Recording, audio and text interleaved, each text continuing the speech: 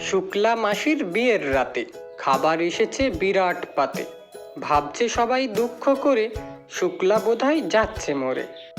খাবে না কোণে করেও জোর, বাড়ি পাঠাতে হবে যে ভোর। কিন্তু এ যে উল্টো জিনিস, ভাতের থালা পুরো ফিনিশ।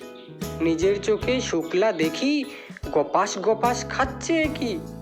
বলছে সে যে মডার্ন যুগে মরবো নাকি খিদেই ভুগে। বিয়ে হচ্ছে তাতে কি, দেখো আমার পাতে কি।